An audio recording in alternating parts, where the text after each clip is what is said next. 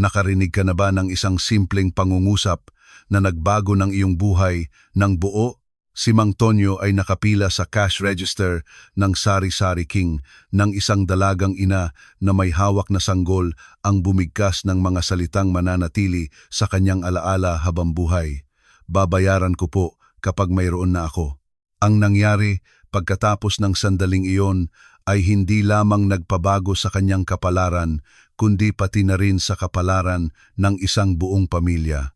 Kung gusto mong malaman kung paano mababago ng isang simpleng kabutihan ang lahat, manatili hanggang sa huli at tuklasin ang pambihirang kwentong ito. Naglalakad si Mang Tonyo sa mga pasilyo ng Sari-Sari King na may kasamang kakaibang nostalgia tuwing bumibisita siya doon. Ang supermarket na iyon sa Tondo, Maynila ay sharing lugar na madalas puntahan ng kanyang ina noong bata pa siya. Sa mga panahong iyon, ang kanyang maliliit na kamay ay mahigpit na hawak at pinapayagan siyang pumili ng ice cream kung maganda ang kanyang pag-uugali. Ngayon, sa edad na 38, paminsan-minsan siyang bumabalik para lamang maramdaman ang koneksyon sa nakaraan, sa mga araw na mas simple ang lahat.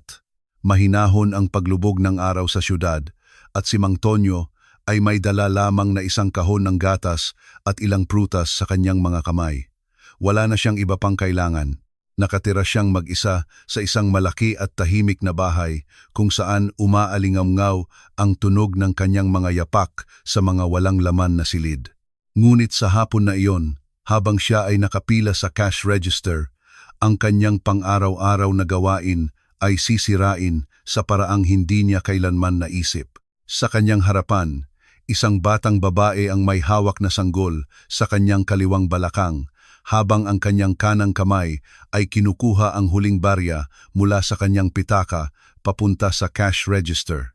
Pinagmasdan ni Mang Tonyo ang nanginginig niyang mga daliri, ang kanyang kaba habang paulit-ulit niyang binibilang ang kakaunting barya.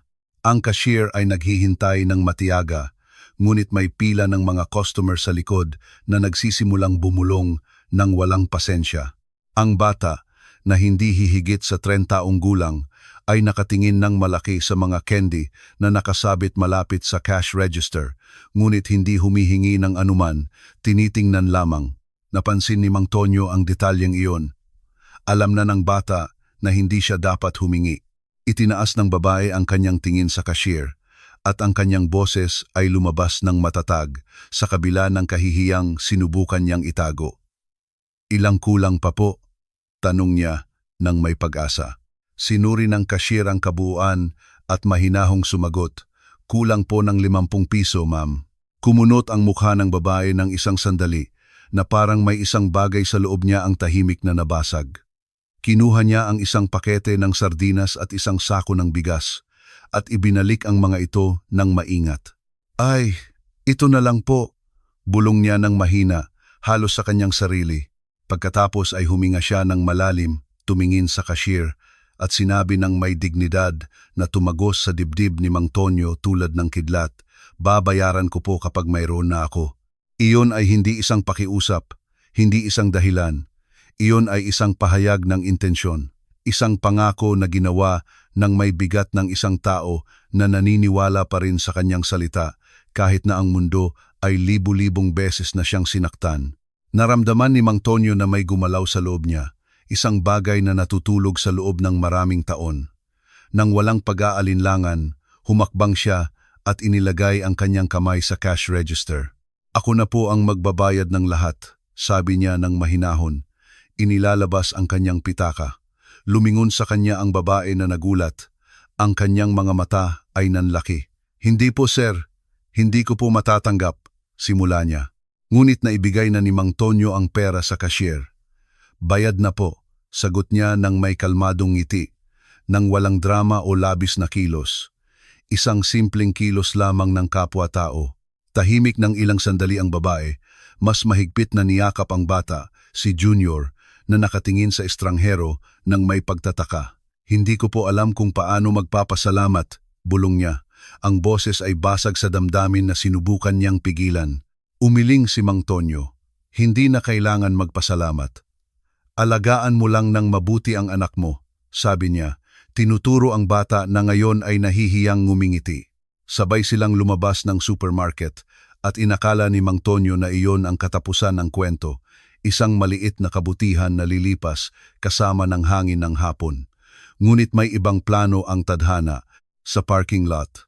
Habang naglalakad si Mang Tonyo patungo sa kanyang sasakyan, narinig niya ang isang boses sa likuran niya. "Sir, teka po, sandali." Ito siya, buhat ang bata at ang mga pinamili ng may kahirapan, halos matapilok sa sarili niyang mga yapak. Huminto si Mang Tonyo at lumingon. Lumapit sa kanya ang babae ng bahagyang humihingal. Ang kanyang mga pisngi ay namumula dahil sa pagtakbo at kahihiyan. "Pasensya na po sa abala ulit," sabi niya. Ang kanyang hininga ay putol-putol. "Wala po akong pera para sa jeep pauwi." Ang kanyang mga mata ay nagniningning na may mga luha na pilit niyang pinipigilan na pumatak dahil may natitira pa ring kaunting dignidad. Pinagmasdan siya ni Mang Tonyo nang tahimik sa loob ng isang segundo. Nakita niya hindi lamang ang isang babae na nahihirapan, kundi isang tao na buong lakas na lumalaban upang manatiling matatag. Nakatingin sa kanya ang bata nang may malalaking mata at pagtitiwala na parang alam na nila na ang lalaking ito ang makakatulong sa kanila. At naunawaan ni Mang Tonyo na ang hapong iyon ay nakatakdang magbago ng kanyang buhay ng habambuhay. "Sakay na, ihahatid ko kayo," sabi ni Mang Tonyo. Binubuksan ang likod na pinto ng kanyang silver na Toyota Fortuner. Nag-alinlangan ang babae ng isang segundo lamang bago tumanggap na parang kinakalkulan niya kung mapagkakatiwalaan niya ang estranghero na nagpakita lamang ng kabutihan nang higit sa natanggap niya sa loob ng maraming buwan. Maingat siyang sumakay, ipinuwesto si Junior sa kanyang kandungan at inilagay ang mga pinamili sa tabi niya. Pinagana ni Mang Tonyo ang makina at naghintay na ituro niya ang daan. "Sa Tambakwedi po kami, malapit sa Pabean Market," bulong niya. Nakatungo ang tingin na parang nahihiyang aminin na nakatira siya sa isa sa mga pinakasimpleng lugar sa Maynila. Tumango siya nang walang komento at pinatakbo ang sasakyan. Ang katahimikan ay bumalot sa sasakyan sa mga unang minuto na sinira lamang ng mahinang ugong ng makina at ng paminsan-minsang pagbulong ng bata.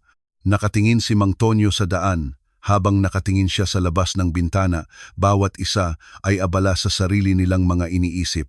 Si Mang Tonyo ang bumulalas ng katahimikan. "Ano ang pangalan ng anak mo?" tanong niya nang may tunay na pag-usisa. Tiningnan siya ng babae sa rearview mirror. Itinaas ang kanyang tingin na nagulat sa tanong na iyon. "Junior po," sagot niya nang may maliit ngunit tapat na ngiti. Hinihimas ang ulo ng bata. 3 anyos po," ngumiti si Mang Tonyo. Napakahinahon na bata. Mabait siya sa supermarket.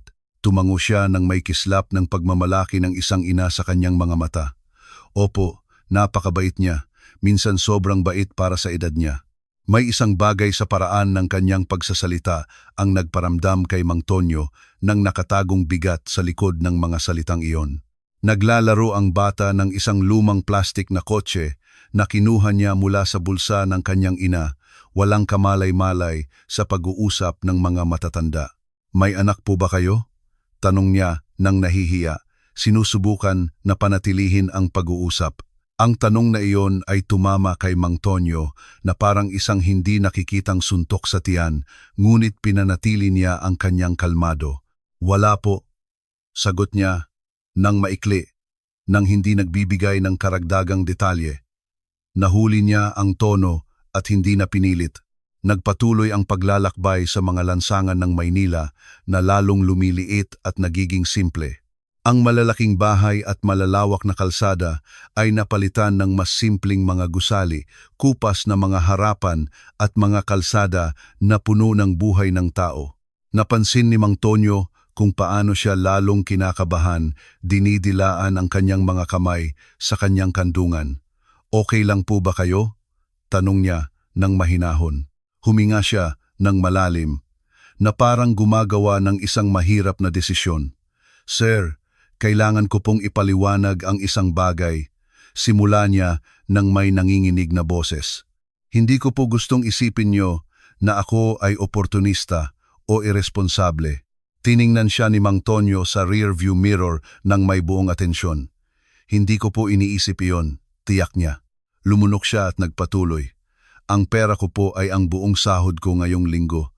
Nagtatrabaho po ako bilang tagalinis ng bahay at kaninang umaga ko po natanggap ang bayad ko. Ang mga salita ay dumadaloy na ngayon ng mas maayos na parang kailangan niyang aminin ang lahat. Ngunit kagabi po, nagsimulang lagnatin ng mataas si Junior at kaninang madaling araw ay kailangan ko po siyang dalhin sa health center. Sinabi po ng doktor na mayroon siyang impeksyon sa lalamunan, patuloy niya, ngayon ay malayang dumadaloy ang mga luha sa kanyang mga pisngi. Ang gastos po sa konsultasyon at gamot ay halos naubos na ang lahat ng mayroon ako. May natira na lamang po para bumili ng kaunting pagkain, ngunit kahit iyon ay hindi pa sapat. Nabiyak ang kanyang boses sa huling pangungusap. Naramdaman ni Mang Tonyo ang kanyang dibdib na sumikip sa bawat salitang kanyang narinig.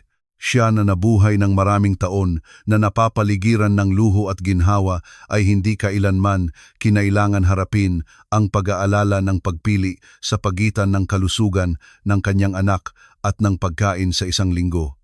At ang ama ng bata, naglakas loob siyang magtanong, bagamat takot sa sagot.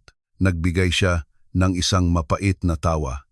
Umalis po siya nang malaman niyang buntis ako. Sinabi niya na hindi pa siya handa na maging ama at kailangan ko po itong harapin ng mag-isa.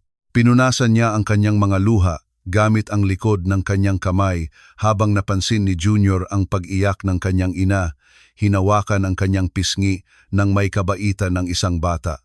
Huwag kang umiyak, mama, sabi ng bata sa kanyang matamis na boses. Ang mga simpleng salitang iyon ay tumagos sa puso ni Mang Tonyo. Dumating sila sa isang makipot na kalye kung saan ang mga bahay ay magkakadikit na may simpleng ngunit marangal na harapan. Dito po, turo niya sa isang maliit na konkretong gusali na pininturahan ng kupas na asul. Pinahinto ni Mang Tonyo ang sasakyan. Maingat siyang bumaba, buhat ang bata at ang mga pinamili. Bago isara ang pinto, lumingon siya sa kanya nang may determinasyon sa kanyang mga matang luhaan. Sir, pwede ko po bang hingin ang numero nyo? Tanong niya nang may matatag na boses. Tiningnan siya ni Mang Tonyo na nagulat. Sa susunod ko pong sahod, ipinapangako ko po, ibabalik ko po ang bawat piso. Tiyak niya nang may paniniwala na hindi tumatanggap ng pag-aalinlangan. Kinuha niya ang isang calling card mula sa kanyang pitaka at ibinigay sa kanya. Hindi na kailangan po, sabi niya ng mahinahon. Ngunit naimbak na niya ang card na parang ito ay isang kayamanan. Para sa akin po ay kailangan, sagot niya. Nakatingin sa kanya ng direkta sa mata. Ako po si Aling Nena at lagi ko pong tinutupad ang aking mga pangako. Pagkatapos nito, lumingon siya at pumasok sa kanyang bahay kasama si Junior sa kanyang kandungan. Nananatili si Mang Tonyo sa kanyang sasakyan, pinagmamasdan ang asul na pinto na nagsara. At sa sandaling iyon, alam niya na si Aling Nena ay nag-iwan ng marka sa kanyang kaluluwa na hindi niya mabubura. Dumating si Mang Tonyo sa kanyang bahay nang tuluyan nang lumubog ang araw sa likod ng mga bundok na pumapalibot sa Maynila. Ang malaking tirahan sa Ayala Alabang ay sinalubong siya ng may parehong katahimikan tulad ng dati. Isang kawalan na sanay na niyang punuin ng trabaho at walang saysay na gawain. Inilagay niya ang mga susi sa ibabaw ng marmol na mesa sa pasukan at dumiretso sa kusina kung saan naghanda siya ng kape na marahil ay hindi niya mauubos. Ngunit kakaiba ang gabing ito. Sa gabing ito, hindi niya maalis sa isip ang mga mata ni Aling Nena, ang paraan ng kanyang pagbigkas ng kanyang pangako ng may gayong dignidad, ang maliliit na kamay ni Junior na humahawak sa pisngi ng kanyang ina upang aliwin siya. Sinubukan niyang buksan ang telebisyon, suriin ang mga email sa trabaho, gawin ang anumang makakagambala sa kanyang isip, walang gumana. Ang larawan ng dalagang ina na lumalaban upang makaligtas ay nakaukit sa kanyang alaala na parang isang litrato na hindi niya mabubura. Umupo siya sa malaking sofa sa sala at huminga ng malalim.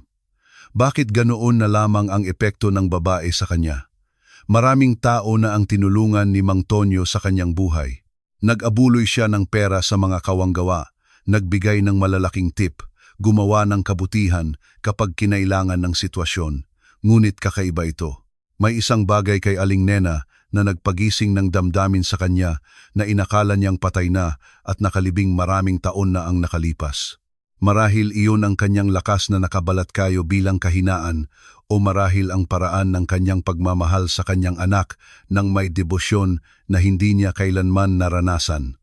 Bumangon siya mula sa sofa at lumakad patungo sa bintana na nakaharap sa likod bahay kung saan ang mga automatikong ilaw ay nagliliwanag sa isang perpektong alaga na luntiang espasyo na hindi kailanman ginagamit ng sinuman. Pagkatapos ay naalala niya ang mga salita ni Junior, "Huwag kang umiyak, Mama." Ang boses ng bata na nag-aaliw sa kanyang ina ay tumagos sa isang bagay sa loob niya. Ipinikit ni Mang Tonyo ang kanyang mga mata at nang hindi sinasadya, nagsimulang lumitaw ang mga multo ng kanyang nakaraan mula sa madilim na sulok ng kanyang alaala. Alam niya kung bakit ganoon na lamang ang pagpukaw ni Aling Nena sa kanyang puso. 7 taon na ang nakalipas, ikinasal si Mang Tonyo kay Andrea, isang maganda at ambisyosong babae na nakilala niya sa isang seminar sa negosyo. Mabilis ang kanilang pagliligawan, matindi, puno ng mga pangako at plano sa hinaharap. Ikinasal sila sa isang eleganteng reception sa puso ng Maynila, napapaligiran ng mga kaibigan at pamilya na nagdiriwang ng kung ano ang tila isang pag-ibig na nakatakdang tumagal magpakailanman. Sa unang 2 taon ng kanilang kasal, tila perpekto ang lahat. Nabuhay sila ng masagana, madalas maglakbay, nagtatamasa ng buhay na maiaalok ng pera ni Mang Tonyo. Ngunit pagkatapos ay dumating ang panahon na nagsimulang pag-usapan ni Andrea ang pagkakaroon ng anak. "Gusto kong maging ina," madalas niyang sabihin na nakatingin ng mahinahon sa mga sanggol na nakikita nila sa mga restaurant o sa parke. Gusto rin ni Mang Tonyo, lagi niyang iniisip na balang araw ay magkakaroon siya ng pamilya, mga anak na pupuno sa malaking bahay na iyon ng tawa at buhay. Ngunit lumipas ang mga buwan at hindi kailanman dumating ang pagbubuntis. Pagkatapos ng isang taong pagsubok, nagpasya silang magpatingin sa doktor upang maunawaan kung ano ang nangyayari. Ang araw na natanggap niya ang kanyang mga resulta ay ang araw na nagbago ng kanyang buhay ng habambuhay. Naalala ni Mang Tonyo ang bawat detalye ng hapong iyon na parang kahapon lamang nangyari. Nakaupo siya sa opisina ng doktor kasama si Andrea sa kanyang tabi, umaasang marinig na maayos ang lahat at oras lang ang kailangan. Ngunit binuksan ng doktor ang folder na may mga resulta ng kanyang pagsusuri at sinabi ang mga salitang sisira sa kanyang mundo, "Mang Tonyo." Ang mga resulta ng pagsusuri ay nagpapakita na mayroon kang azoospermia. Ito ay isang kondisyon kung saan walang produksyon ng tamod. Ikinagagalak kong ipaalam na hindi ka magkakaroon ng anak na biolohikal. Ang katahimikan na sumunod ay nakakabingi. Naramdaman ni Mang Tonyo na nawawala ang sahig sa ilalim ng kanyang mga paa. Tiningnan niya si Andrea, naghahanap ng aliw sa kanyang mga mata, mga salita ng suporta o walang kondisyon na pagmamahal. Ngunit ang nakita niya ay mas nakasisira pa. May pagkabigo sa kanyang tingin, isang biglaang lamig na hindi niya kailanman naramdaman noon. May iba pang mga opsyon. Patuloy ng doktor ng may pag-unawa, pag-ampon, inseminasyon ng donor, alternatibong paggamot. Ngunit halos hindi na nakinig si Mang Tonyo. Ang tanging nakikita niya ay ang ekspresyon ng kanyang asawa na hindi na siya tinitingnan sa parehong paraan. Ang mga sumunod na buwan ay isang mabagal at masakit na bangungot. Emosyonal na lumayo si Andrea, ginawang malamig at walang saysay ang kanilang kasal. Huminto silang matulog ng magkasama. Huminto sa pag-uusap ng mahahalagang bagay, huminto sa pagiging mag-asawa na dati nilang kinabibilangan. Sinubukan ni Mang Tonyo na iligtas ang relasyon. Nagmungkahi ng pag-ampon, nagmungkahi ng paggamot, nakiusap na huwag siyang iwanan. Ngunit isang gabi, habang sila ay kumakain ng tahimik, inilagay ni Andrea ang kanyang kutsara at tinidor sa mesa at binigkas ang mga salitang mananatili magpakailanman. Hindi ko na ito kayang ituloy, Mang Tonyo. Gusto kong maging tunay na ina, magkaroon ng sarili kong anak na biolohikal. Hindi ko kayang mabuhay ng buong buhay ko nang hindi nararanasan iyon. Umalis siya 3 araw pagkatapos, dala ang kanyang mga gamit at iniwan lamang ang isang sulat ng diborsyo sa hapagkainan. Nananatiling mag-isa si Mang Tonyo sa malaking bahay na iyon, na nararamdaman na hindi lamang niya nawala ang kanyang asawa, kundi pati na rin ang posibilidad na magkaroon ng pamilya balang araw. Isinara niya ang kanyang puso mula noon, tiyak na walang babae ang magmamahal sa kanya, alam na hindi niya mabibigyan ng anak. Hanggang sa hapong iyon, ipinakita sa kanya ni na Aling Nena at Junior na marahil ang pag-ibig ay walang kinalaman sa dugo, kundi sa isang bagay na mas malalim. Ang mga linggo ay lumipas ng mabagal at mabilis ng sabay. Sinubukan ni Mang Tonyo na ipagpatuloy ang kanyang karaniwang gawain, mga pulong sa negosyo, pagmamasid sa kanyang mga pamumuhunan sa ari-arian, kumakain ng mag-isa sa mga mamahaling restaurant, kung saan perpekto ang serbisyo ngunit walang kasama. Gayunpaman, gaano man siya subukan na mag-focus sa kanyang trabaho, ang imahe ni Aling Nena ay lumilitaw sa mga pinakahindi inaasahang sandali. Kapag siya ay pumipirma ng kontrata, naaalala niya ang nanginginig niyang mga kamay na nagbibilang ng mga barya. Kapag siya ay nagmamaneho sa mga lansangan ng Maynila, walang kamalay-malay siyang naghahanap ng kotse na katulad ng ginamit niya sa paghatid sa kanya. Itinago niya ang calling card na ibinigay niya sa kanyang pitaka at higit sa isang beses na inilabas ito para lamang kumpirmahin na ang pagtatagpo ay totoo at hindi isang kakaibang panaginip. Napansin ng kanyang mga kasamahan ang kanyang kawalan ng focus sa mga pulong. "Okay ka lang ba, Mang Tonyo?" tanong ng kanyang kaibigang si Ben sa isang business lunch. "Nitong mga nakaraang araw, parang lutang ka." Ngumiti lang siya at iniba ang usapan. Dahil paano niya ipapaliwanag na ang isang babae na nakilala niya sa loob ng 5 minuto ay yumanig sa buong panloob niyang mundo. Ito ay isang Miyerkules ng hapon nang tumunog ang kanyang cellphone na may hindi kilalang numero. Si Mang Tonyo ay nasa kanyang opisina, sinusuri ang isang bagong plano sa pagpapaunlad ng ari-arian nang makita niya ang screen na umilaw. Nag-alinlangan siya ng isang segundo bago sumagot. Iniisip na baka ito ay isang mapilit na salesperson o isang maling tawag, ngunit may isang bagay sa loob niya ang nagtulak sa kanya na sumagot. "Hello?" sabi niya sa isang profesional na tono. Mula sa kabilang linya, narinig niya ang boses ng isang babae na kinakabahan ngunit determinado. "Sir Tonyo, si Aling Nena po ito. Nagkita po tayo 3 linggo na ang nakalipas sa supermarket." Lumukso ang puso ni Mang Tonyo sa kanyang dibdib. Agad siyang umayos ng upo, nalaglag ang mga plano sa mesa. "Aling Nena, siyempre naaalala ko," sagot niya. Sinusubukan na maging kalmado kahit na mabilis na ang tibok ng kanyang pulso. "Kumusta na po kayo? Kumusta na po si Junior?" May kaunting paghinto bago siya sumagot. "Okay naman po kami.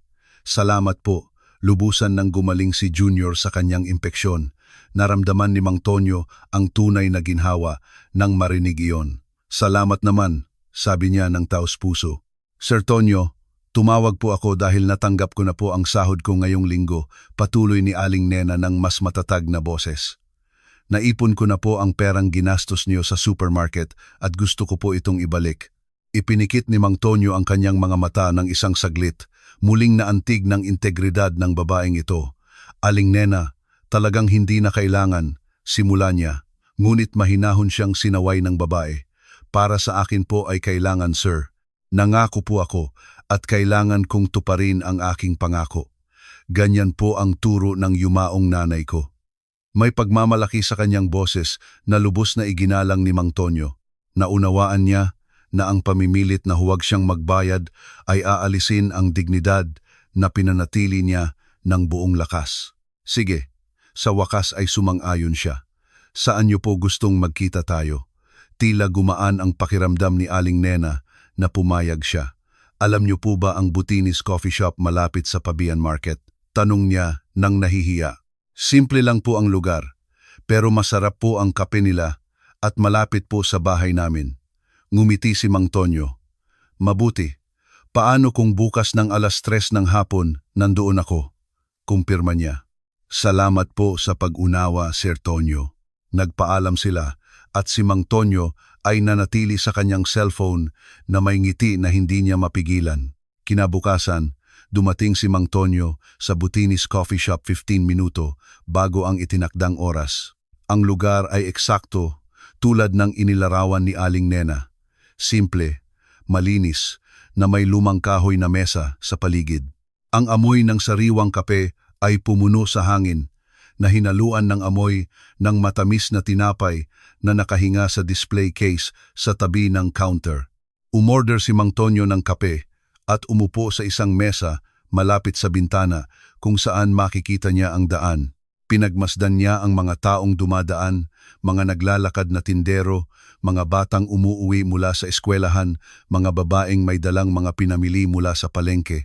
Ito ay isang mundo na ganap na naiiba sa kanya, ngunit sa anumang kadahilanan, naramdaman niya ang mas buhay dito kaysa sa anumang mamahaling restaurant sa sentro ng lungsod.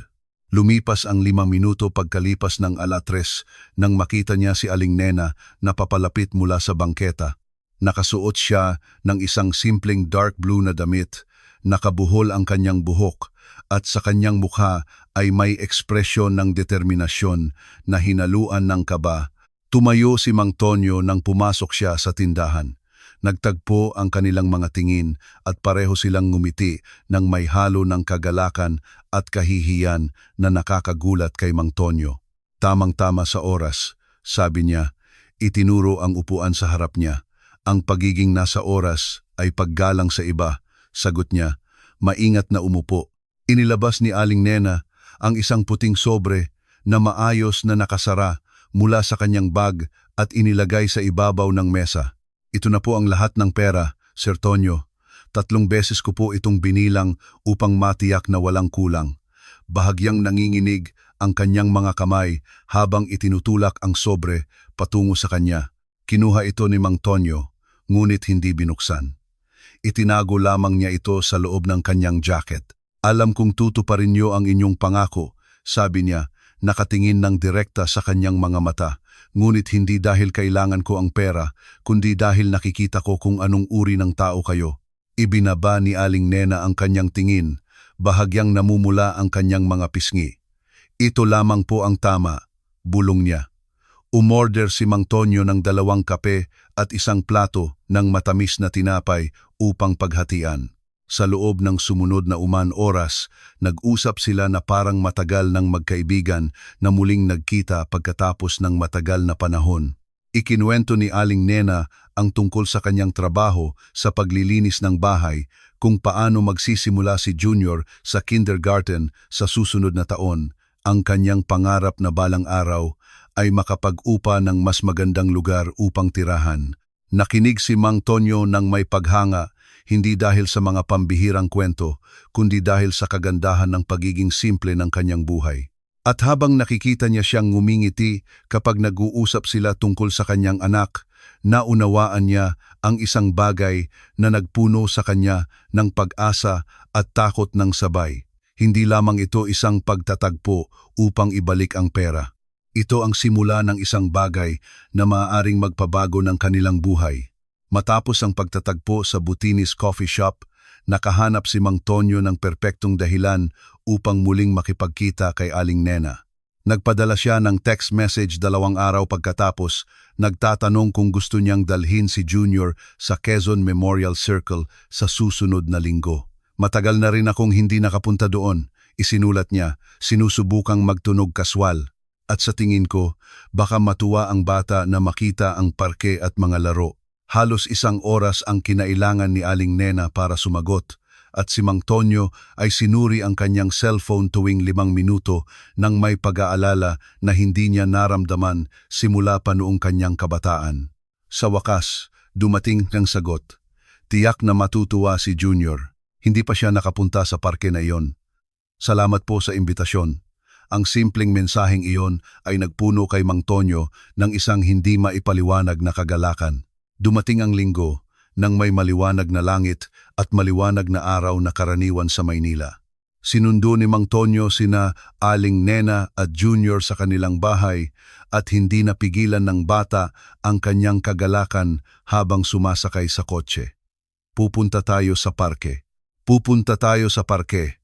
Paulit-ulit niyang sinasabi habang tumatalon ng kaunti sa likod ng upuan. Mahinahon siyang sinaway ni Aling Nena, pinagsabihan siyang maging mabait, ngunit tumawa lamang si Mang Tonyo. Matagal na niyang hindi narinig ang tawa ng bata sa kanyang sasakyan. Ang Quezon Memorial Circle ay puno ng mga pamilya na nagtatamasa ng linggo. Ang mga bata ay nagtatakbuhan sa pagitan ng mga puno, ang mga mag-asawa ay naglalakad na magkahawak kamay. Ang mga nagtitinda ng lobo at cotton candy ay pumuno sa hangin ng kulay at tamis. Bumili si Mang Tonyo ng ice cream para sa kanilang tatlo at naglakad sila sa mga landas habang si Junior ay itinuturo ang lahat ng may paghanga. "Tingnan mo, Mama, may aso. Tingnan mo, may pato sa lawa."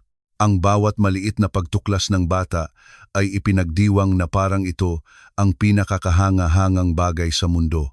Pinagmasdan ni Mang Tonyo si Aling Nena na nakikipag-ugnayan sa kanyang anak ang paraan ng kanyang pagyuko sa kanyang taas upang ipaliwanag ang mga bagay-bagay kung paano niya ito niyayakap kapag si Junior ay tumatakbo sa kanya ng may kagalakan. May kagandahan sa pagiging simple na iyon na hindi mabibili ng lahat ng luho ng mundo. Pagkalipas ng ilang sandali, nakakita sila ng isang palaruan kung saan agad na tumakbo si Junior patungo sa swing. "Itulak mo ako! Itulak mo ako!" Sigaw niya ng may kasabikan. Lumapit si Mang Tonyo at mahinahon siyang sinimulang itulak, nakikinig sa tawa ng bata na umaalingaw-ngaw na parang musika sa kanyang mga tainga. Pinagmasdan sila ni Aling Nena mula sa kalapit na bangko na may ngiti na nagliliwanag sa kanyang buong mukha. Nang mapagod si Junior sa swing, tumakbo siya sa isang maliit na buhanginan kung saan ang ibang mga bata ay nagtatayo ng mga kastilyo. Magkasama silang umupo ni Mang Tonyo sa bangko, pinagmamasdan siyang naglalaro. "Hindi ko pa siya nakita na ganito kasaya," sabi ni Aling Nena nang may mahinahong boses. "Karaniwan, naglalaro lang kami sa bakuran ng bahay o sa kalye, ngunit wala akong panahon o pera upang dalhin siya sa lugar na ganito." Naramdaman ni Mang Tonyo ang tusok sa kanyang dibdib. Kung ganoon, mas madalas na tayong makakapunta dito ngayon. Mahinahon niyang iminungkahi, ayaw siyang pilitin. Tiningnan niya si Mang Tonyo ng may madilim na mga mata na puno ng pasasalamat at isang bagay pa na hindi pa binibigyan ng lakas ng loob ni Mang Tonyo na bigyang kahulugan. "Ayoko pong samantalahin ang kabutihan niyo, Sir Tonyo." Sabi niya, ginagamit ang kanyang pangalan sa unang pagkakataon nang walang salitang sir sa harap nito. Ngumiti siya nang mapansin iyon. "Hindi ito pagsasamantala. Sa totoo lang, nag-enjoy din ako. At iyon ay totoo.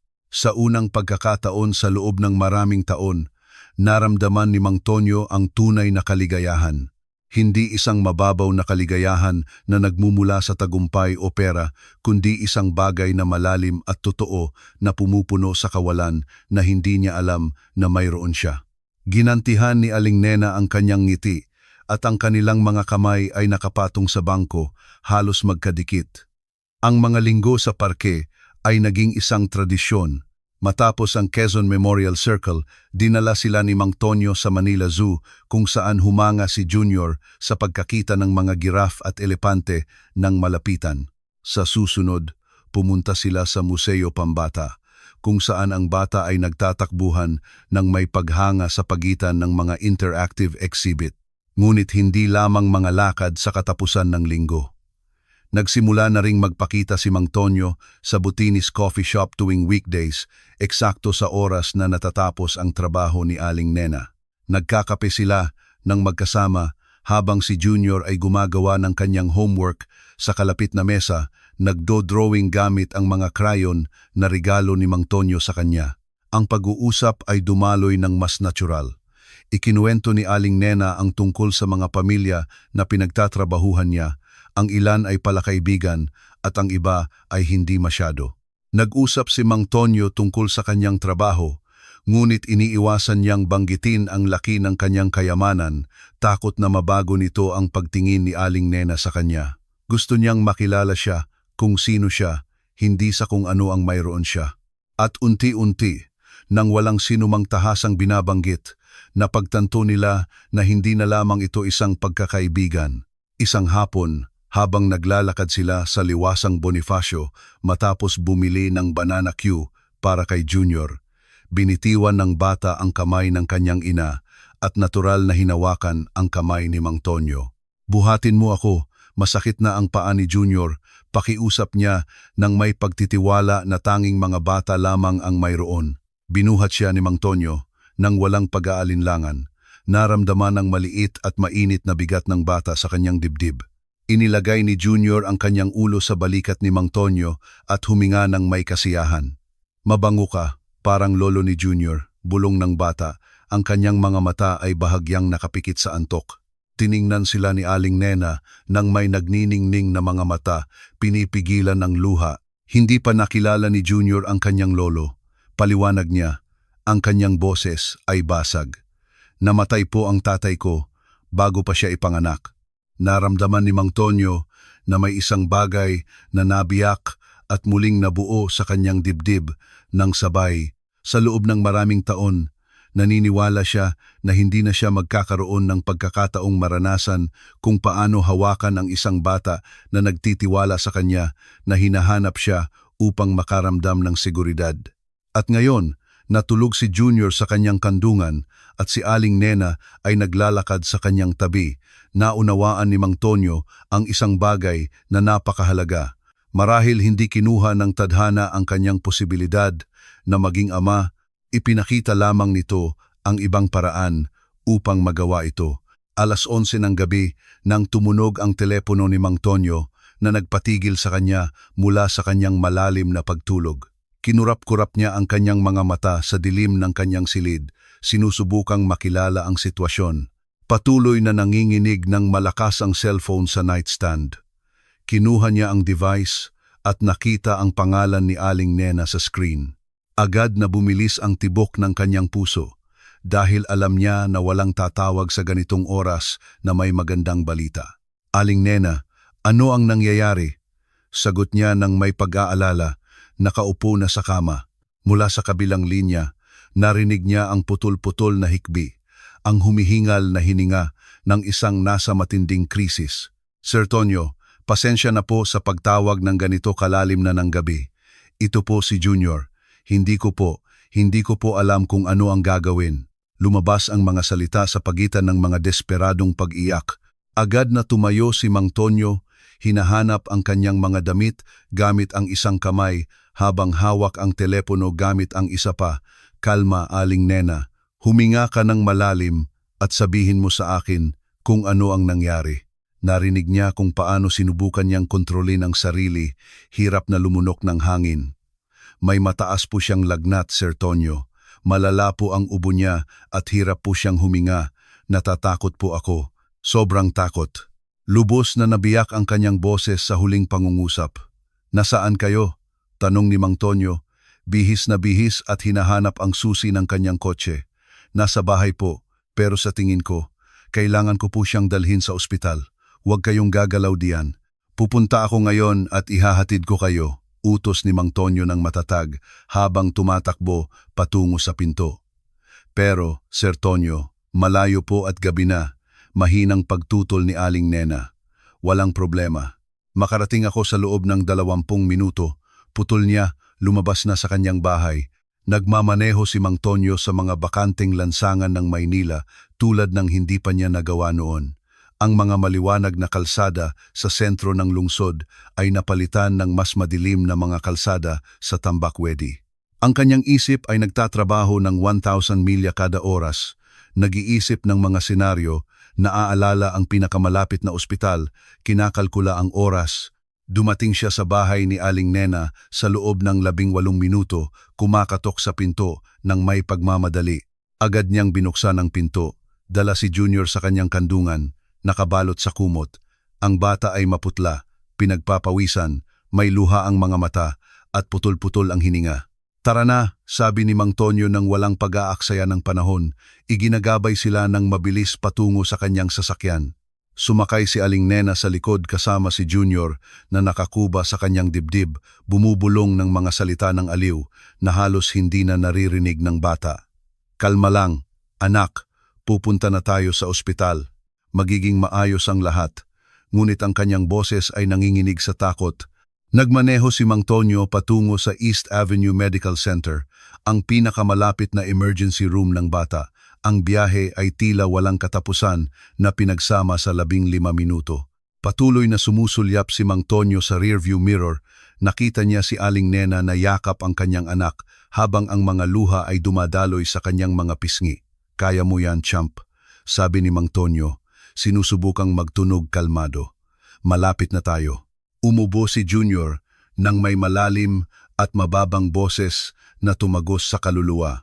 Nang sa wakas ay dumating sila sa ospital, pinahinto ni Mang Tonyo ang kotse mismo sa pasukan ng emergency room kahit na ipinagbabawal ang pagparada doon. Mabilis siyang bumaba at binuksan ang likod na pinto. Tinulungan si Aling Nena na lumabas kasama ang bata. Pumasok sila na halos tumatakbo sa emergency room kung saan ang mga ilaw ng neon ay nagniningning ng may nakakasilaw na intensity. Kailangan ko ng tulong. May bata po dito. Mataas ang lagnat at hirap huminga. Sigaw ni Mang Tonyo sa reception desk. Agad na lumapit ang isang nurse, mabilis na tinasa ang sitwasyon ng may profesional na mata. Nakita niya si Junior na hirap huminga sa kandungan ng kanyang ina at agad na nag-react. Dito, dali, utos niya. Itinuro ang pinto na patungo sa area ng paggamot. Sinundan ni Aling Nena ang nurse habang tumatakbo si Mang Tonyo sa likod nila, tumatangging manatili sa waiting area. Dinala sila sa isang silid ng pagsusuri kung saan lumitaw ang isang batang doktor sa loob ng wala pang 2 minuto. Ilagay ang bata dito, turo niya sa pediatric stretcher. Inilatag ni Aling Nena si Junior nang may nanginginig na mga kamay. Agad na sinimulan ng doktor na suriin siya. Nakinig sa kanyang baga gamit ang stethoscope, sinuri ang kanyang lalamunan, sinukat ang kanyang temperatura. 40 degrees ang lagnat, anunsyo niya ng seryoso, at may malaking paghinga sa parehong baga. Sinubukan ni Aling Nena na sumagot sa pagitan ng hikbi. Simula kahapon po, hapon nagsimula ang ubo, pero mas lumala po kagabi, mas malala po. Tumango ang doktor habang mabilis na nagtatala. Hihingi ako ng chest x-ray at blood test agad. Sa mga sintomas, pinaghihinalaan kong ito ay simula ng pneumonia. Bumagsak ang salitang iyon kay Aling Nena na parang martilyo. Pneumonia? Diyos ko, huwag po. Nanghina ang kanyang mga binti at agad siyang inalalayan ni Mang Tonyo. Inakbayan siya. Kalma lang. Alam na ng doktor ang gagawin. Bulong niya sa kanyang tainga kahit na siya mismo ay nakaramdam ng takot na gumagapang sa kanyang likod. Nagpatuloy ang doktor sa isang profesional ngunit may pag-unawa na tono. Kailangan nating gamutin siya ngayong gabi upang bigyan siya ng intravenous antibiotics at oxygen. Dehydrated din siya kaya maglalagay kami ng IV. Tumango si Aling Nena nang hindi makapagsalita. Mahigpit na hinawakan ang kamay ni Mang Tonyo na parang iyon lamang ang nagpapanatili sa kanya na nakatayo sa sandaling iyon ng bangungot. 1 oras pagkatapos, inilagay na si Junior sa isang silid sa pediatric ward. Nailagay na ang IV sa kanyang maliit na braso, ang oximeter sa kanyang daliri at ang oxygen tube sa kanyang ilong. Tumigil na ang bata sa pag-iyak, pagod sa lagnat at paghinga, at ngayon ay natutulog nang hindi mapakali sa pagitan ng puting kumot ng ospital. Umupo si Aling Nena sa silya sa tabi ng kama, hawak ang malayang kamay ni Junior, hindi ito binibitiwan ng 1 segundo.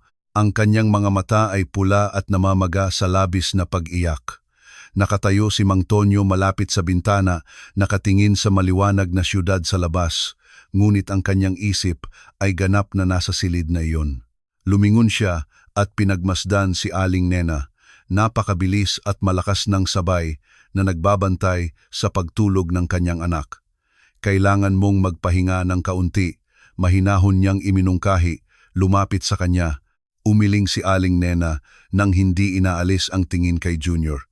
Hindi ko po kaya. Paano po kung kailangan niya ako at nakatulog ako?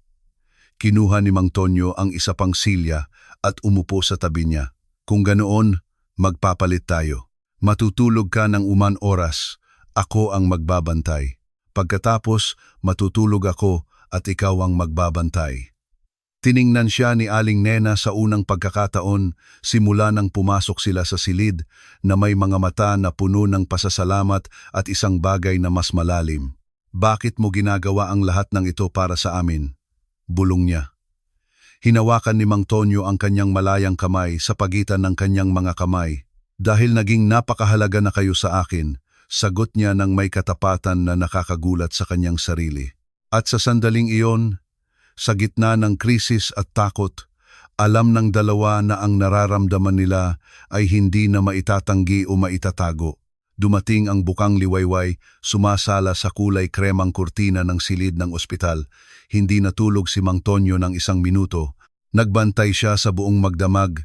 Binabantayan ang bawat hininga ni Junior, bawat galaw, bawat maliit na kilos na maaaring magpahiwatig ng pagbuti o paglala. Sa wakas, sumuko si Aling Nena sa pagkapagod bandang 5:00 ng umaga. Isinandal ang kanyang ulo sa gilid ng kama ng kanyang anak. Ang kanyang mga kamay ay magkadikit pa rin sa mga kamay ng bata. Pinagmasdan siya ni Mang Tonyo habang natutulog. Pinapansin ang mga maitim na bilog sa ilalim ng kanyang mga mata, ang mga linya ng pag-aalala na nagpapalamuti sa kanyang noo kahit sa kanyang pagtulog. Inalis niya ang kanyang jacket at maingat na inilagay ito sa balikat ni Aling Nena bilang isang emergency blanket. 7:00 na ng umaga nang pumasok ang nurse ng umaga upang suriin ang vital signs ni Junior. Kumusta ang gabi? Mahinahon niyang tanong. Nakita si Aling Nena na natutulog. Hindi mapakali, ngunit stable, bulong ni Mang Tonyo. Bahagyang bumaba ang kanyang lagnat bandang 4:00. Tumango ang nurse habang sinusuri ang IV at inaayos ang daloy ng oxygen. Iyon ay magandang senyales. Pupunta ang doktor upang tingnan siya sa loob ng uman oras. Nang umalis ang nurse, nagsimulang gumalaw si Junior, dahan-dahang binuksan ang kanyang mga mata. Mama, tawag ng bata sa mahina at basag na boses. Agad na nagising si Aling Nena na parang may pumitik sa kanya. Nandito si Mama, anak. Nandito si Mama, sabi niya. Inilalapit ang kanyang mukha kay Junior. Hinahalikan ang kanyang noo nang may walang katapusang lambing. Tumingin sa paligid ang bata na naguguluhan. Pinapansin ang mga kable, ang mga makina, ang puting dingding. Nasaan tayo? Tanong niya nang may takot sa kanyang malalaking mata. Sa ospital, anak. Nagkasakit ka kagabi. Ngunit bumubuti ka na, paliwanag ni Aling Nena nang may ngiti na sinusubukang itago ang kanyang sariling pag-aalala. Pagkatapos, nakita ni Junior si Mang Tonyo na nakatayo malapit sa bintana. Sir Tonyo, bulong ng bata, at isang maliit na ngiti ang lumitaw sa kanyang maputlang labi. Agad na lumapit si Mang Tonyo. Umupo sa kabilang bahagi ng kama. Hello, champ. Ginulat mo kami, sabi niya nang mahinahon. Hinihimas ang kulot na buhok ng bata. Si Sir Tonyo po ang nagdala sa akin sa ospital? Tanong ni Junior. Siyempre, para doon ang mga kaibigan. Hindi ba? Tumango si Junior ng mahina. Gusto mo bang manatili si Sir Tonyo dito? Tanong niya nang may kahinaan na tumagos sa puso ni Mang Tonyo. Hindi ako aalis dito, pangako niya. At talagang seryoso siya. Dumating ang doktor bandang 8:00, sinuri ng maingat si Junior at pinag-aralan ang mga resulta ng X-ray na kinuha kaninang madaling araw. Tama, ito ay maagang yugto ng pneumonia, kumpirma niya ng seryoso ngunit walang gulat. Ang magandang balita ay dinala niyo siya sa tamang oras. Sa paggamot ng antibiotics at oxygen, dapat siyang bumuti sa loob ng 3 o 4 na araw. Huminga si Aling Nena ng maluwag na napakalalim na parang pinipigilan niya ang kanyang hininga sa loob ng maraming oras. Pero gagaling po siya ng tuluyan, tanong niya, ang kanyang boses ay may takot pa rin. Gagaling ng tuluyan, tiyak ng doktor, nang may nakapagpapagaling ng ngiti. Ngunit kailangan niyang manatili sa ospital nang hindi bababa sa 4 na araw upang bantayan ang kanyang pag-unlad at matiyak na hindi kumalat ang impeksyon. Tumango si Aling Nena, tinatanggap ang katotohanan. Nang umalis ang doktor, sa wakas ay pinayagan niya ang sarili na umiyak ng may ginhawa, tinakpan ang kanyang mukha ng kanyang mga kamay. Niyakap siya ni Mang Tonyo, pinapayagan siyang ilabas ang lahat sa kanyang dibdib. Ang pinakamasama ay tapos na, bulong niya. Hinihimas ang kanyang likod nang may paikot na galaw.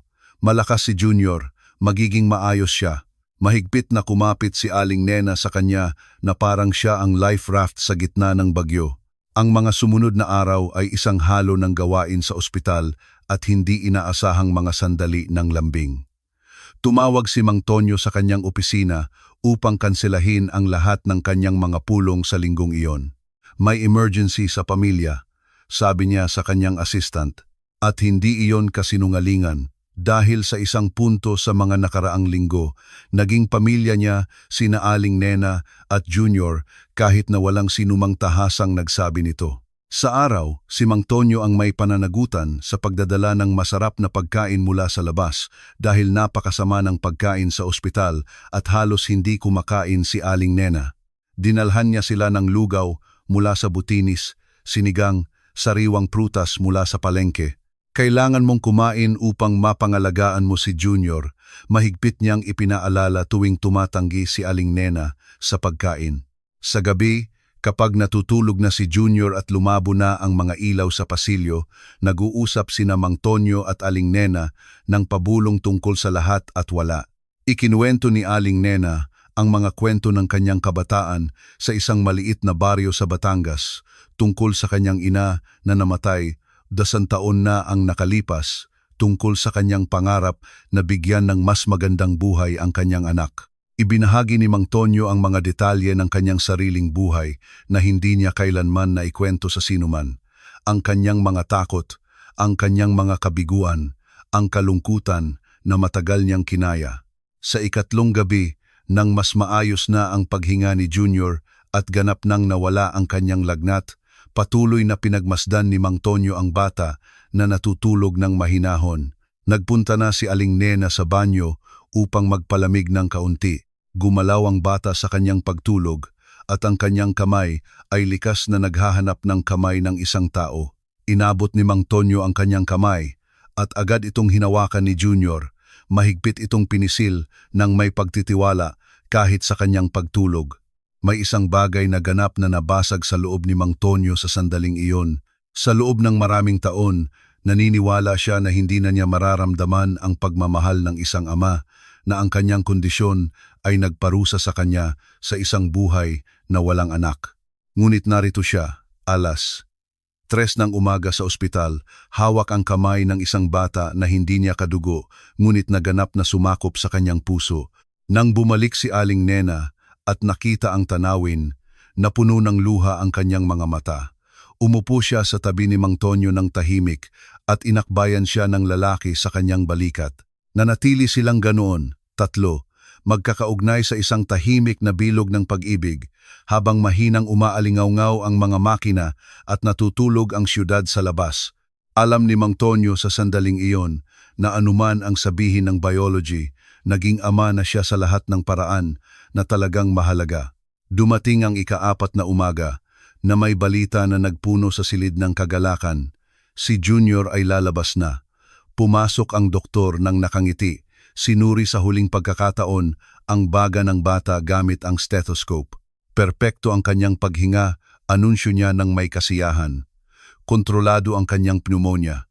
Maaari na kayong umuwi ngayon, ngunit may mga oral na gamot na kailangan niyang tapusin sa loob ng 10 araw pa. Ipinagdiwang ni Junior ang balita sa pamamagitan ng pagtalon ng kaunti sa kama ng may enerhiya na hindi niya ipinakita sa loob ng ilang araw.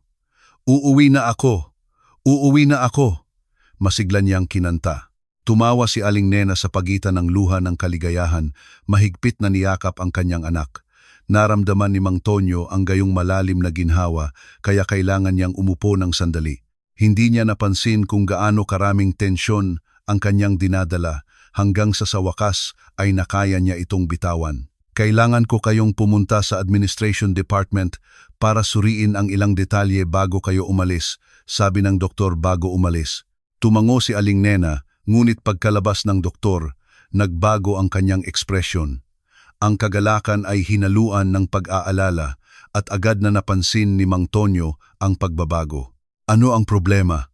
Tanong niya. Lumapit sa kanya. Kinagat ni Aling Nena ang kanyang labi, isang kilos na natutunan na ni Mang Tonyo bilang tanda na nag-aalala siya. Ang bill sa ospital, bulong niya, nakatingin sa sahig. 4 na araw na ospital. Lahat ng gamot, pagsusuri. Hindi ko po alam kung magkano ang gastos, pero alam ko po na wala akong sapat na pera para bayaran ito. Lumiliit ang kanyang boses sa bawat salita.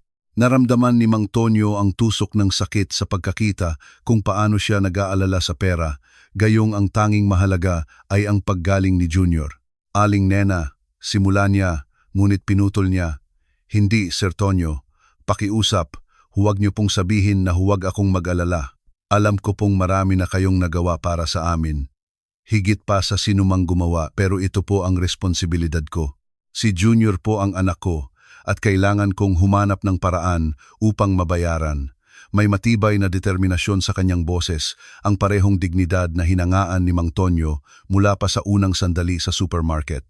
Umupo siya sa tabi niya at hinawakan ang kanyang mga kamay sa pagitan ng kanyang mga kamay.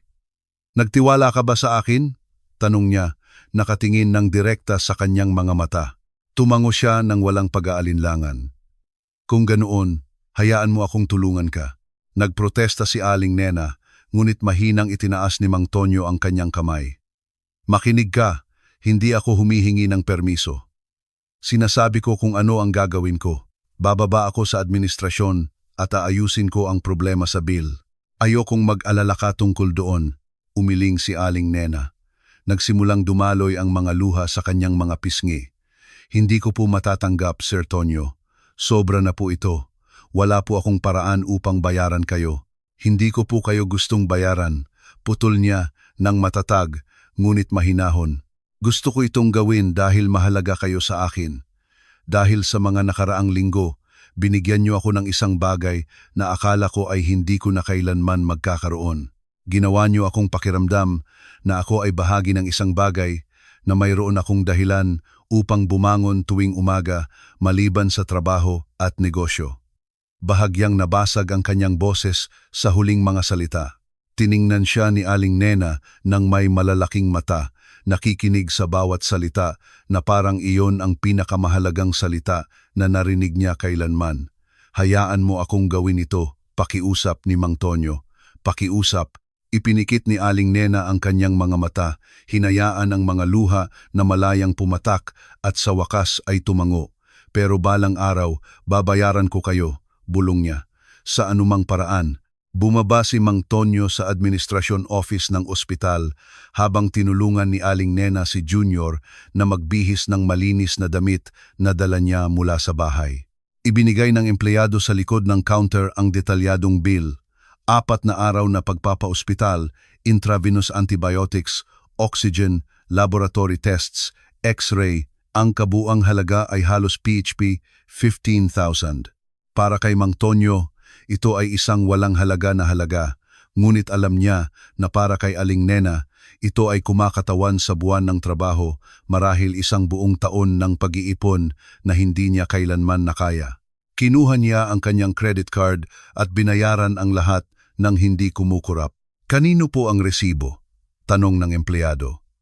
Nag-alinlangan si Mang Tonyo ng isang segundo.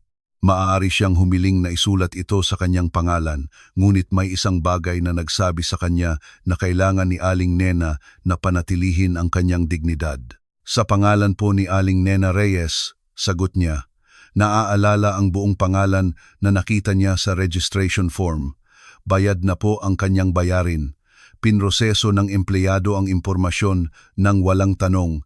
Nang bumalik si Mang Tonyo sa silid, dala niya ang resibo na may tatak na paid at ang discharge form ng ospital.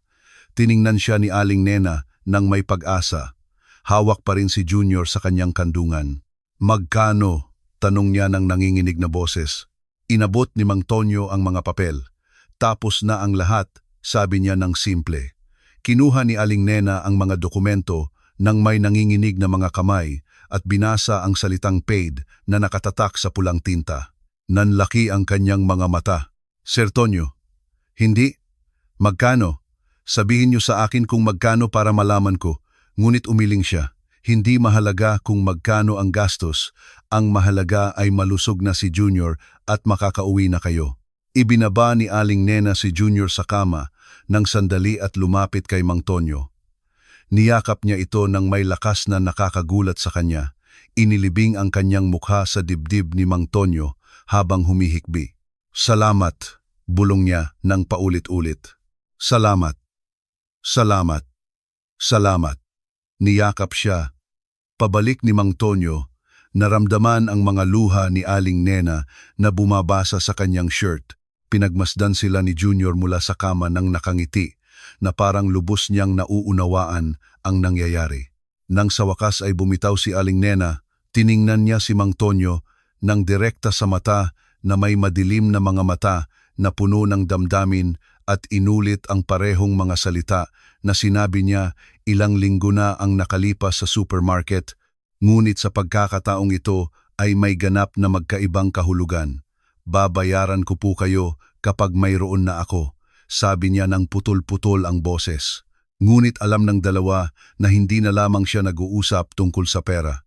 Nag-uusap siya tungkol sa pag-ibig, tungkol sa pasasalamat, tungkol sa emosyonal na utang na tanging puso lamang ang makakabayad. Ihinatid ni Mang Tonyo sina Aling Nena at Junior pabalik sa kanilang maliit na bahay sa Tambakwedi. Tahimik ang biyahe, natulog si Junior sa likod ng upuan, pagod ngunit sa wakas ay malusog. Nang dumating sila, tinulungan ni Mang Tonyo na ilabas ang mga bag na puno ng gamot at mga gamit na kanilang nakolekta sa loob ng mga araw sa ospital. Binuksan ni Aling Nena ang pinto ng kanyang simpleng bahay at pumasok, buhat si Junior, at dinala siya kaagad sa kanyang maliit na silid upang ihiga sa kama. Nananatili si Mang Tonyo sa sala, pinagmamasdan ang lugar ng may bagong mata. Ang mga dingding na maingat na pininturahan, bagamat may mga bahagi na nabakbak na ang pintura, ang luma ngunit malinis na muebles, ang mga litrato ni Junior sa iba't ibang yugto ng kanyang maikling buhay na nakadikit sa dingding gamit ang tape. Ang lahat ay simple, walang pretensyon, ngunit puno ng pag-ibig. May mas maraming init sa apat na maliit na dingding na iyon kaysa sa buong malaking bahay niya. Bumalik si Aling Nena sa sala matapos kumutan ang kanyang anak. Maingat na isinara ang pinto ng silid upang hindi siya magising. Nakatayo siya sa harap ni Mang Tonyo. At sa unang pagkakataon sa loob ng ilang araw, silang dalawa ay mag-isa, nang walang doktor, nang walang nurse, nang walang pagmamadali ng isang medikal na krisis. Ang katahimikan sa pagitan nila ay puno ng lahat ng hindi pa nila nasasabi. Hindi ko po alam kung saan ako magsisimula magpasalamat, sabi ni Aling Nena ng mahinahong boses. Lumapit sa kanya. Napakarami niyo na pong nagawa para sa amin, Sir Tonyo. Iniligtas niyo po ang buhay namin noong gabing iyon. Hindi ko po alam kung ano ang gagawin ko kung wala kayo. Umiling si Mang Tonyo, pinaiksi ang distansya sa pagitan nila. Hindi lamang ikaw ang nagligtas sa akin, Aling Nena, kayo rin ang nagligtas sa akin.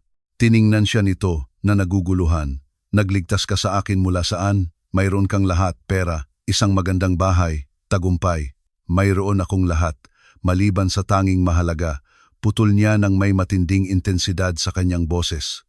Mayroon akong isang walang laman na buhay, walang layunin, walang pag-ibig. Pumupunta ako at umuuwi mula sa trabaho na parang multo. Umuuwi ako sa isang malaking bahay kung saan ang tanging tunog ay ang alingawngaw ng aking sariling mga yapak. Hinawakan niya ang mga kamay ni Aling Nena sa pagitan ng kanyang mga kamay, naramdaman kung paano siya bahagyang nanginginig. At pagkatapos ay nakilala ko kayo, at sa unang pagkakataon sa loob ng maraming taon, Aling Nena, naramdaman kong may kahulugan ang aking buhay. Ang paggising tuwing umaga na alam kong makikita ko kayo ay nagbibigay sa akin ng dahilan upang magpatuloy. Nagtagpo ang kanilang mga mata, at tila huminto ang mundo ng isang sandali. Narinig ni Mang Tonyo ang tibok ng kanyang sariling puso na bumibilis. Aling Nena, ako. Simula ni Mang Tonyo, ngunit ang mga salita ay napaligaw sa kanyang lalamunan.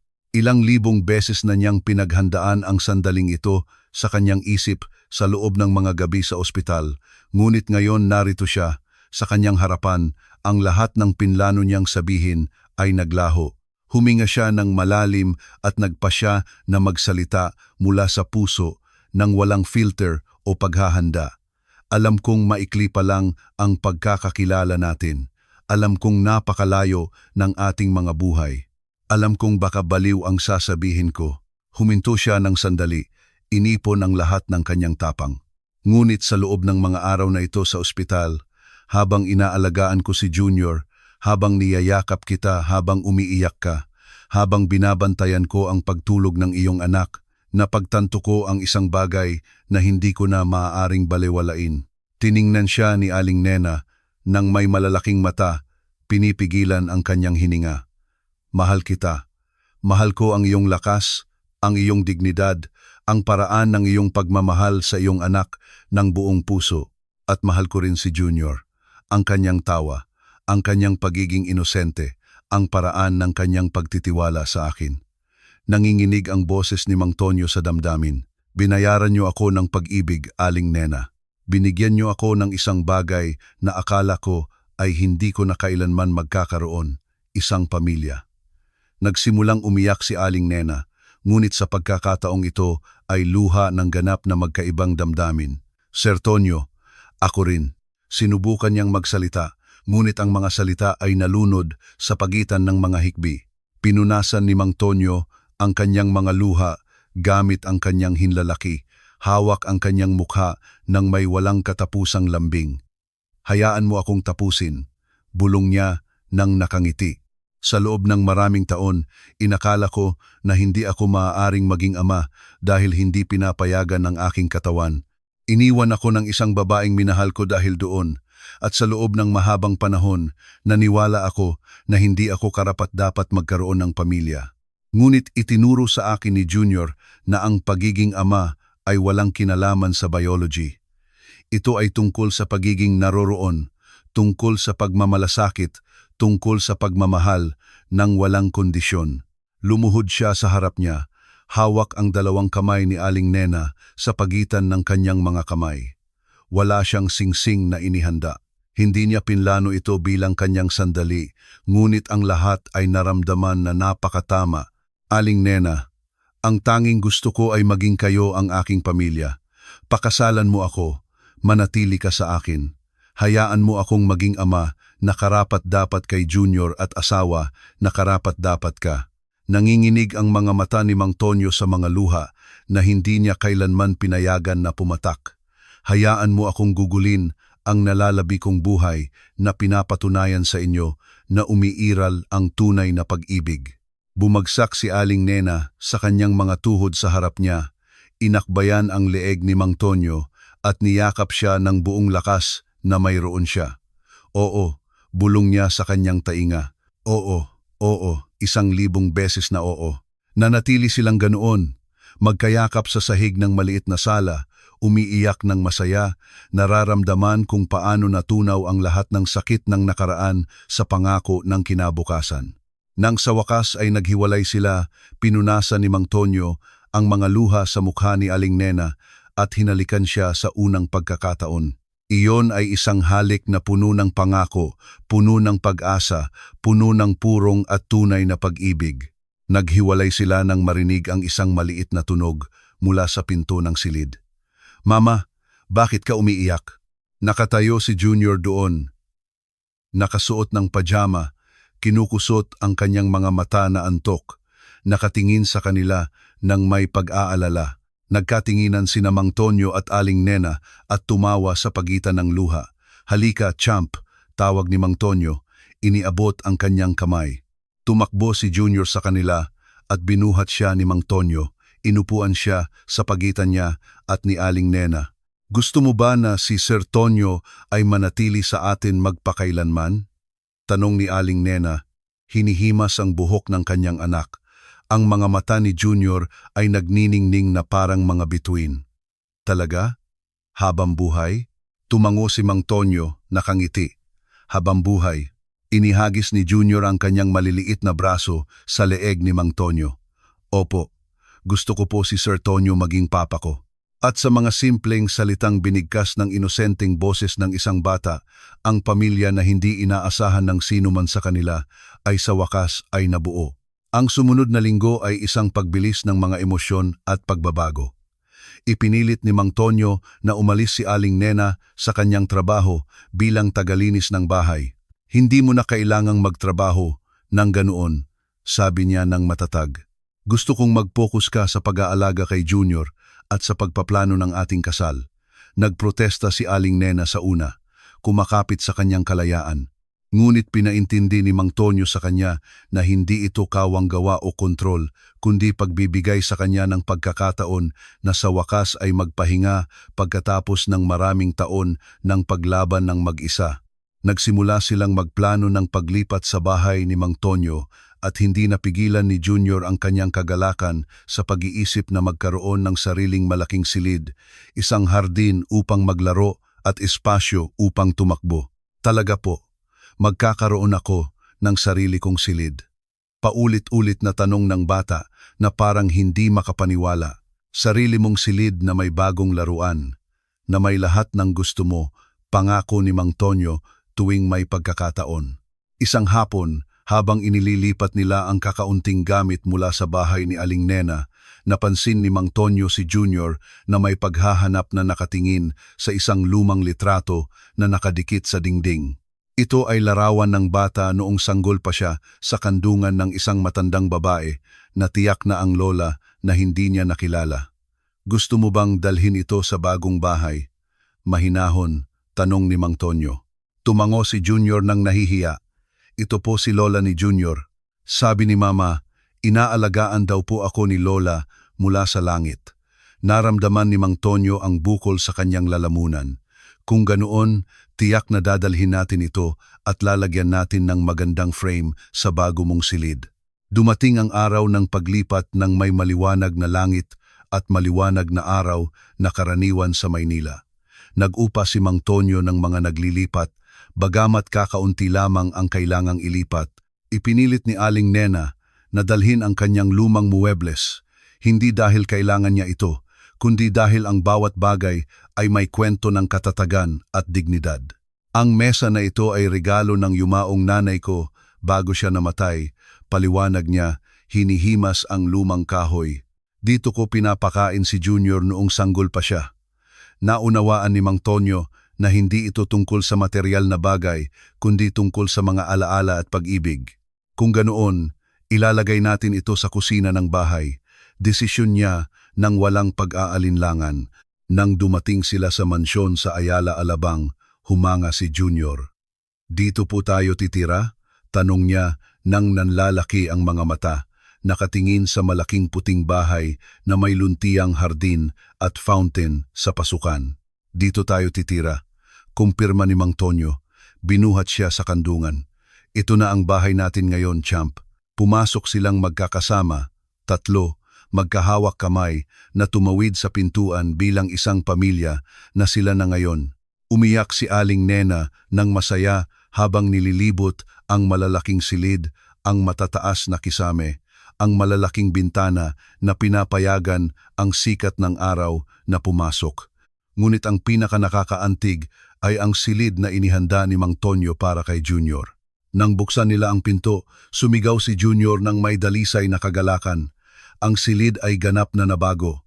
Ang mga dingding ay pininturahan ng kulay asul na langit na may puting ulap. Mayroong kama na hugis race car, mga istante na puno ng bagong libro, isang malaking kahon ng laruan, at sa pinakamalaking dingding ay may pagmamahal na nakaframe ang larawan ni Junior kasama ang kanyang lola. Ngunit ang nagpatakbo sa bata sa gitna ng silid na may luha ng kaligayahan ay ang nakita niya sa tabi ng bintana.